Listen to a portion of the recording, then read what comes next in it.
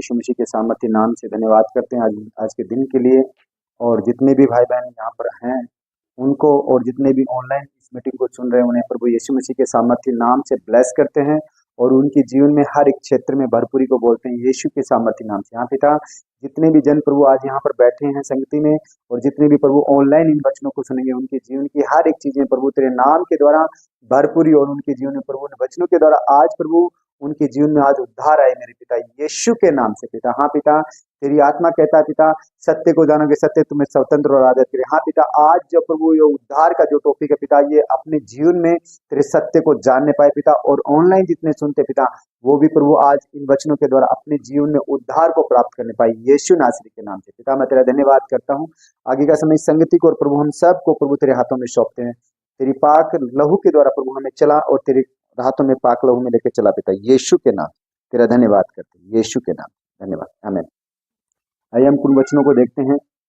जैसे आप, क्योंकि मेरी पूर्ति करने वाला मेरा परमेश्वर है, तो वही चीजें आज आपको बताऊंगा ताकि मतलब आप उन चीजों को समझ पाओ, और जैसे उस चीज को फॉलो करोगे तो आपके जीवन के अंदर काम भी परमेश्वर अद्भुत अद्भुत करेगा। ठीक है, जैसे आप कभी भी, चलो हम मैं पहले वचन को लेके चलते हैं, क्योंकि वचन के द्वारा हम देखते हैं भेंट भेंट क्या चीज होती है, उसके प्रति हम थोड़ा सा बात करेंगे।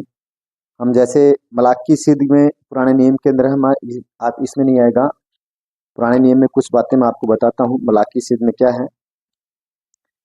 जैसे मलाकी सिद्ध में अध्याय 3 और पद 10 को और 11 को हम देखेंगे। यहाँ पर कहता है कि सारे दसवांश भंडार घर में ले आओ कि मेरे भवन में भोजन वस्तु रहे। और सेनाओं का यहोवा यह कहता है कि ऐसा करके मुझे परखो कि मैं आकाश के झरोखे तुम्हारे लिए खोलकर तुम्हारे ऊपर अपरंपार आशीष की वर्षा करता हूं कि नहीं। मतलब यहाँ पर क्या कह रहा है कि जो सारे दसवांश मेरे भंडार घर में लेके आओ। मतलब परमेश्वर यहाँ पर कह रहा है कि जो दसवांश की चीज का, जैसे हम पहले जमाने में क्या था कि हर एक समय दसवांश दिया जाता था परमेश्वर को। जैसे आज भी कुछ नियम लोग करके रखते हैं कि हमें नहीं, महीने का मतलब उसको दान दक्षिणा देनी है, इतना हमें निकालना ही है। ठीक है, वो चीज यहाँ पर बता रहा। तो जब खेती बीजते थे तो खेती का जो भी अनाज होता था या हमारी जो भी कमाई होती थी, उसमें दसवांश हम क्या करते थे, पहले के समय परमेश्वर के राज्य में लेके जाते थे। तो वो कहता कि ऐसा करके मुझे परख कर देखो कि मैं तुम्हारे जीवन में आकाश के झरोखे, मतलब स्वर्ग के झरोखे आपके जीवन में खोलता हूँ नहीं खोलता हूँ। मुझे परमेश्वर कहता है ये चीज आप मेरे भंडार में लेके आके देखो कि आपके जीवन के अंदर इसका, जैसे मतलब आज हम जैसे दसवांश या भेंट या कुछ भी लाकर देखो कि मैं तुम्हारे जीवन के अंदर बढ़कर उसे देता हूँ नहीं देता हूँ, मुझे परख कर देखो। ठीक है, कुछ वचन को हम और देखेंगे। 126 में 5 का वचन कहता है कि जो आंसू बहाते हुए बोते हैं, मतलब जो परमेश्वर के राज्य में, जैसे मैं समझो कि आज हमारे पास कुछ भी नहीं है, ठीक है, लेकिन जो हमारे पास है उसी को हम बोते हुए क्या करते हैं, हम दुखी से बोते हैं।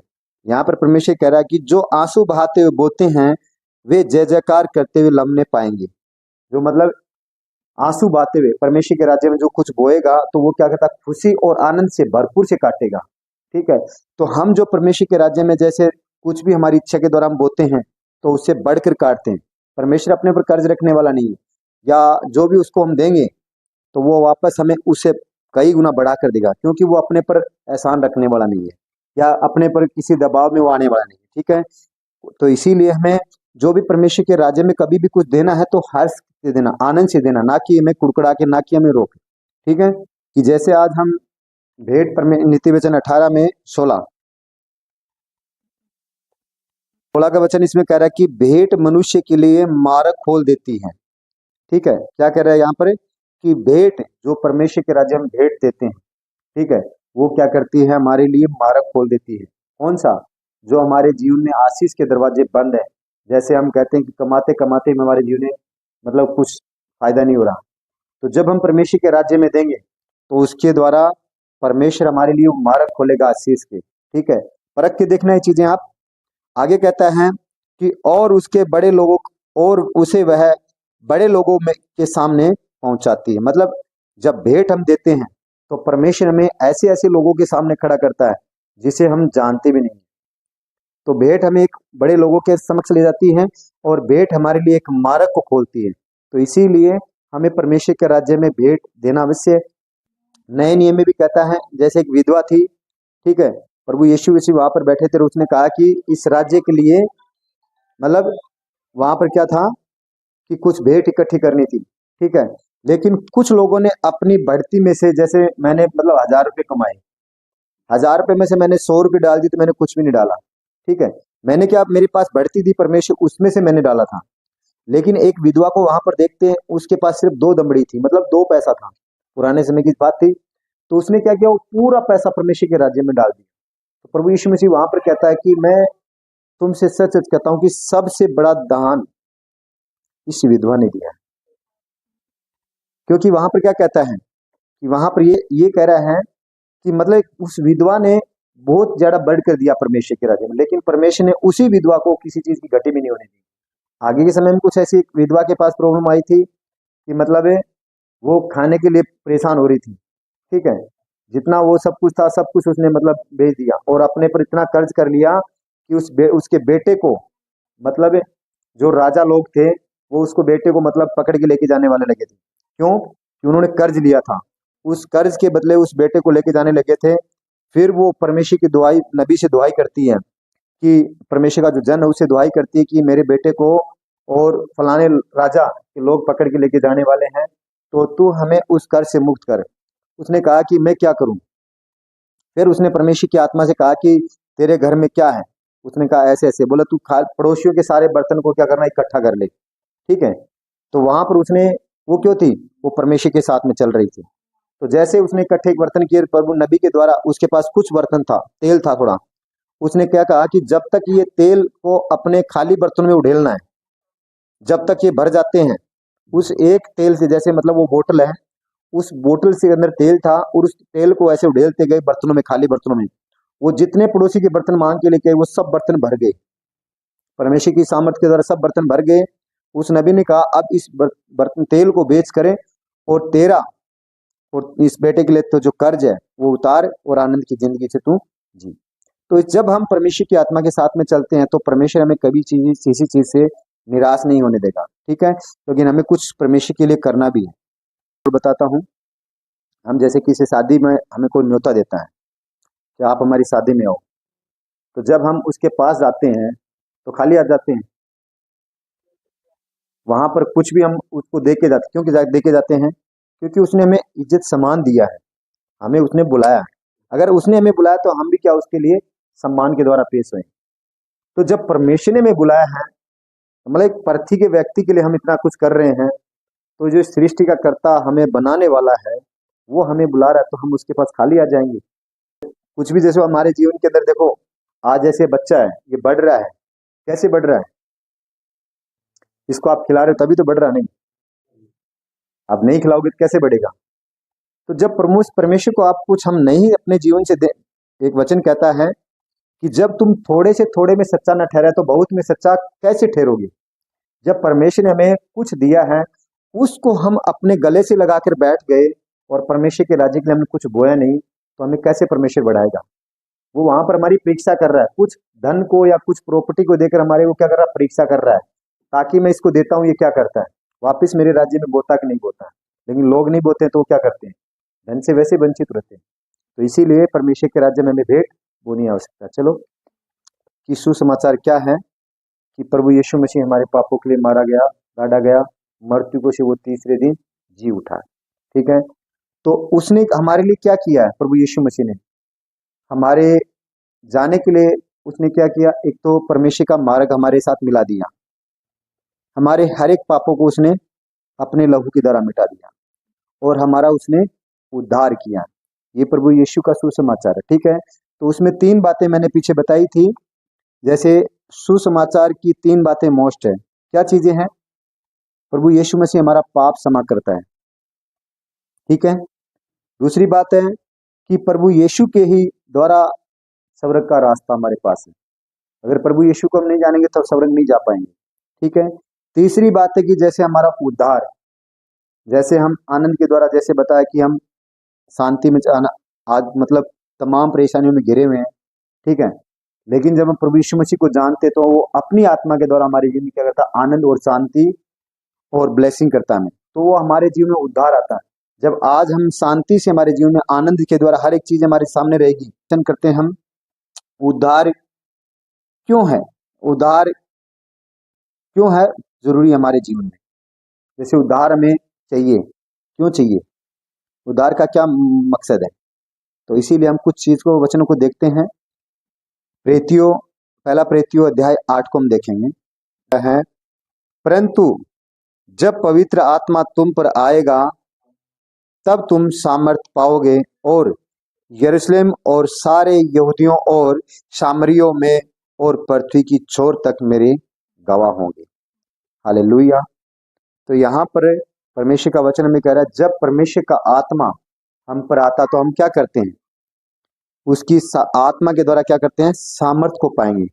ठीक है, सामर्थ क्या है, ब्लेसिंग पाओगे और यरूशलेम और सारे यहूदियों और सामरियों में और पृथ्वी की छोर तक मेरे गवाह होंगे।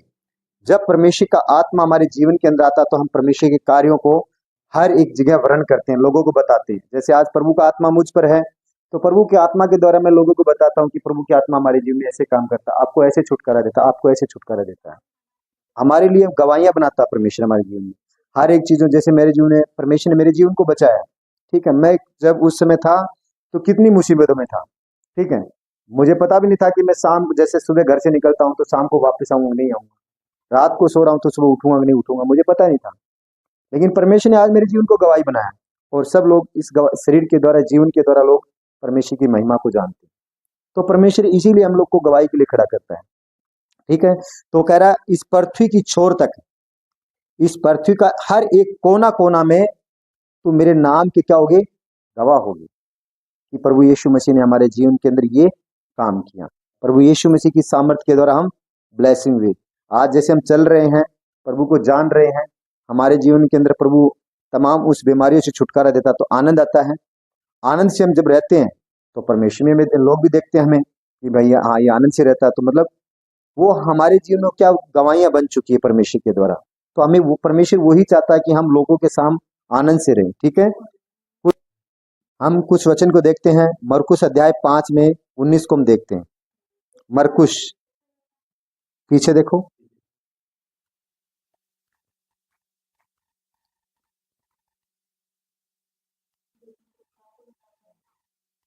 मरकुस अध्याय और 5 में 19 को देखते हैं।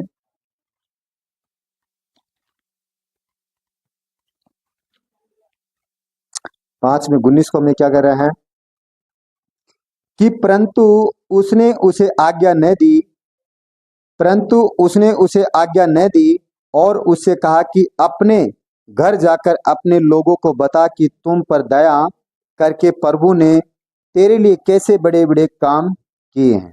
ठीक है, यहाँ पर मतलब है जो एक व्यक्ति था जो दुष्ट आत्मा से ग्रस्त था, एक व्यक्ति था उसके बारे में बता रहा है, जो मतलब कब्रों के अंदर रहा करता था, अपने आप को काटता था, ठीक है, अपने आप को पत्थरों से मारता था और वो नंगा फिरता दौड़ता रहता था जंगल के अंदर। प्रभु ने उसे आजाद किया, प्रभु यीशु मसीह के द्वारा वो आजाद हुआ। लेकिन वो कहता है कि नहीं प्रभु मैं तेरे साथ चलूंगा। प्रभु यीशु मसीह ने कहा कि नहीं तू मेरे साथ ना चल, तू अपने आप को और अपने घर वालों को लेके जा, घर अपने घर चला जा और घर पर जाकर क्या कर, मेरे तेरे जीवन के बारे में जो तेरे साथ में वो चीजों को बता, ठीक है, ताकि तेरी गवाही के द्वारा लोग वहां पर उद्धार को प्राप्त करें, लोग जान पाए कि प्रभु यीशु मसीह क्या है, प्रभु यीशु मसीह कौन है। ठीक है, तो उसने वहां पर प्रभु यीशु मसीह ने उस शिष्य मतलब उस व्यक्ति को आने के लिए अपने पास में मना कर दिया। काफी लोगों को प्रभु यीशु मसीह ने कहा कि मैं तुम्हारे पीछे होना चाहता हूँ। प्रभु यीशु मसीह ने, लोग कहते थे कि मैं तुम्हारे पीछे होना चाहता हूँ। प्रभु यीशु मसीह कहा चल भाई, ठीक है। लेकिन प्रभु यीशु मसीह इस व्यक्ति को कह रहा है कि तू घर चला जा और जाकर वहां तेरे घर वालों को प्लस तमाम उन लोगों को दिखा कि मुझ पर कैसी दया परमेश्वर ने की है। ठीक है, तो वो क्या कर रहा है, उस व्यक्ति को उसने गवाही के लिए खड़ा किया और जब वो उस गांव में जाता है और अपने आप को दिखाता है तो मतलब उसके द्वारा उस गांव के प्रत्येक लोग बचाए जाते हैं। तो जब आप आज सही होगे परमेश्वर की आत्मा के द्वारा तो आप इन चीज़ों को बताओगे कि मेरे जीवन में परमेश्वर ने काम किया। जैसे बच्चे सही होंगे तो आप लोगों को बताओगे कि प्रभु यीशु मसीह ने हमारे बच्चों के दिन हमारे जीवन में काम किया है, तो ये परमेश्वर ने गवाही के तौर पर खड़े कर रहा है। ठीक है, तो उसी प्रकार से इसे खड़ा किया। ठीक है, आगे देखते हैं।